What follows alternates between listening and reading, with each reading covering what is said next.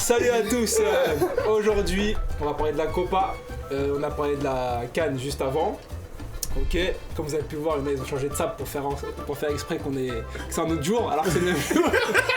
C'est 5 minutes après, mais c'est pas grave. Donc là, on va parler cette fois de la Copa. La Copa se termine bientôt, donc fallait qu'on en parle absolument. D'accord? Là, pour vous remettre dans le contexte, on est dans le dernier carré. Ok. Brésil, Argentine, Pérou, Chili. D'accord? On va essayer d'envoyer ça avec le Colchoneros. Et juste avant, on envoie le générique. Le Colchoneros, c'est l'Atlético, ça.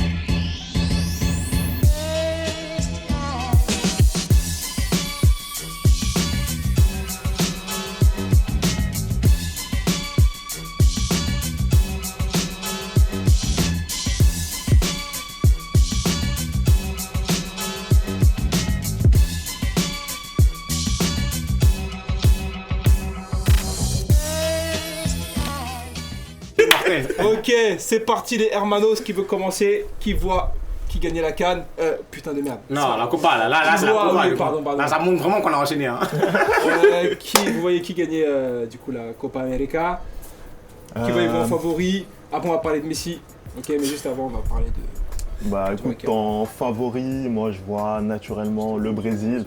Le Brésil qui, voilà, pour moi m'a fait la meilleure impression sur ce début de compétition. Je pense que leur adversaire en demi-finale, l'Argentine, n'est pas assez fort pour pouvoir les embêter, hein, très clairement.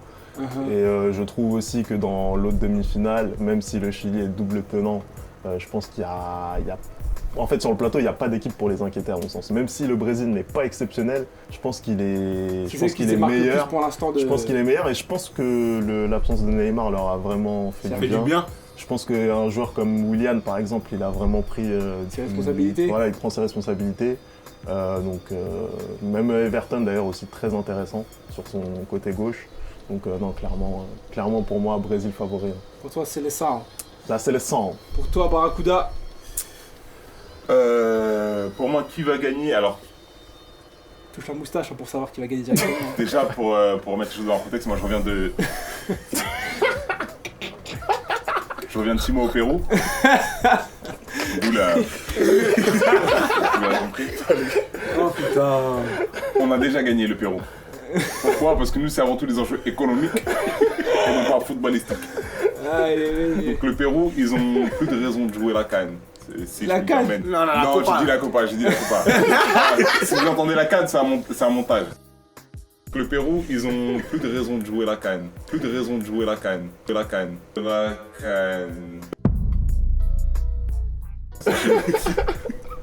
de gagner la Copa. Et je pense que le Brésil va se faire plaisir.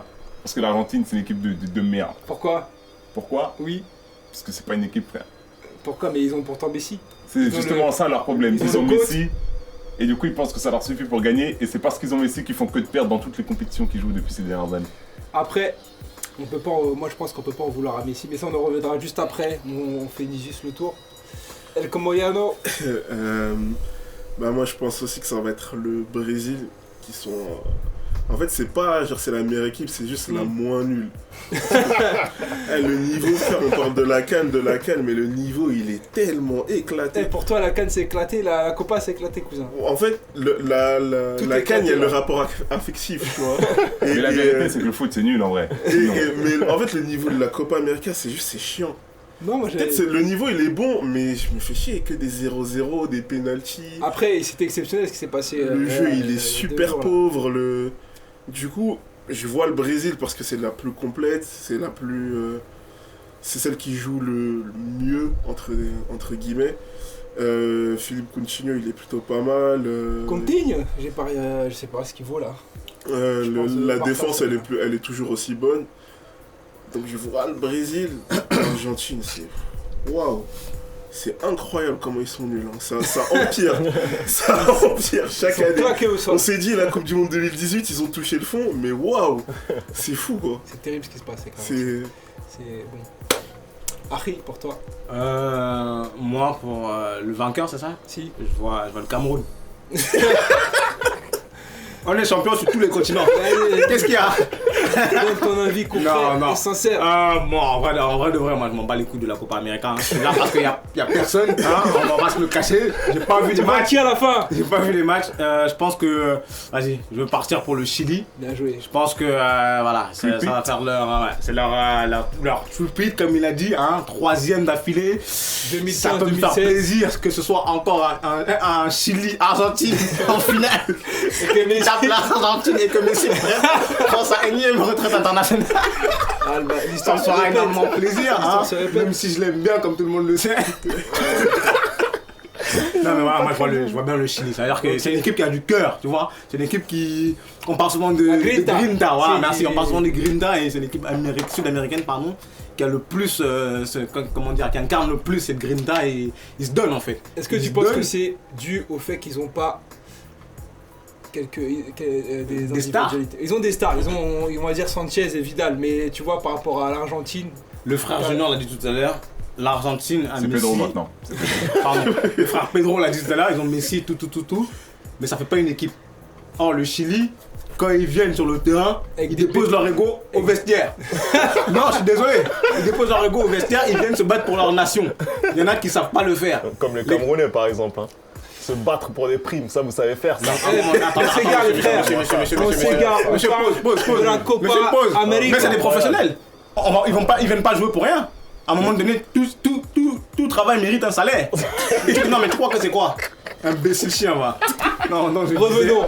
Le Chili, quand ils viennent jouer, ils mettent leur âme, leur corps sur le terrain. Et c'est normal que ça fait deux éditions de suite qu'ils sont champions d'Amérique. Champions d'Amérique, c'est à juste titre. C'est-à-dire qu'ils développent un football qui est, comme voilà, quand il y en a certains ici qui critiquent depuis, qui est peut-être pas, comme on dit, flamboyant, mais qui a du cœur. Et moi, c'est ça que je veux voir quand je regarde le football, ok? Je veux voir du cœur. Je veux voir des gens qui meurent sur le terrain, des gens qui se donnent à fond. Je comprends. La Coupe d'Europe, là, avec votre argent et tout. C'est bon, ça y est. Non, mais voilà. Revenons sur un point. Nous savons que l'un des meilleurs joueurs du monde dispute cette compétition. Cristiano Ronaldo, Malheureusement,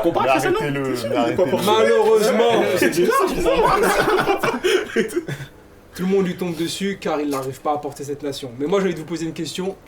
Messi est-il le seul coupable du naufrage de l'Albi Céleste? Oui. C'est ma question. Oui. Pourquoi? Oui et oui. Pourquoi? Parce qu'à un moment donné, cet individu, aussi fort soit-il, est considéré comme le meilleur joueur de tous les temps du football. Sauf que ça doit faire la 8e compétition que le gars prend sa retraite internationale. Le gars n'arrive pas il est lunatique. à porter son pays. Tu vois, son fils a plus de cojones que lui. Non, je suis désolé, t'as regardé le match de l'Argentine contre, je sais plus c'était qui. Matteo, il était à côté.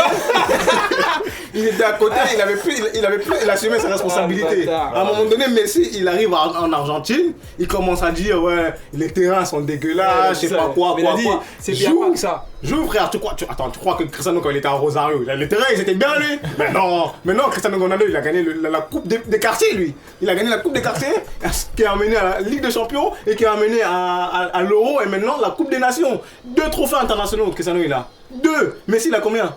À un moment donné, il faut qu'il assume. Il est pété. Avec l'Argentine. Après, c'est un très bon footballeur, comme tout le monde le sait. C'est sûrement le 3e meilleur joueur de tous les temps. Mais c'est un très bon footballeur, mais avec l'Argentine, il est pété. Voilà. C'est ton avis.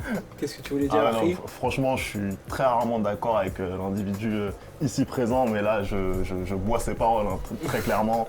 Là, Messi, on est devant quelqu'un qui se prétend être meilleur joueur de l'histoire. Il n'est pas fichu de ramener une Copa América.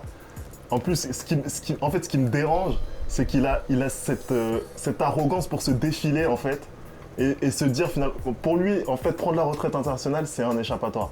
Un échappatoire pour se dire voilà l'équipe n'est pas bonne donc je prends ma retraite, j'ai pas les joueurs qu'il faut autour de moi etc. C'est toi le joueur, c'est toi qui dois porter l'équipe et tu le fais pas donc pour moi c'est zéro. Pour moi c'est zéro. T'as raison t'as raison. Pour moi c'est zéro. D'accord. Ouais, Kovar, pour toi qu'est-ce que tu penses? Est-ce que tu penses que c'est la faute de Messi si l'Argentine est éclatée? Non, je suis pas d'accord. Moi je suis pas d'accord. L'Argentine est éclatée parce qu'elle compte trop sur Messi pour jouer, c'est tout.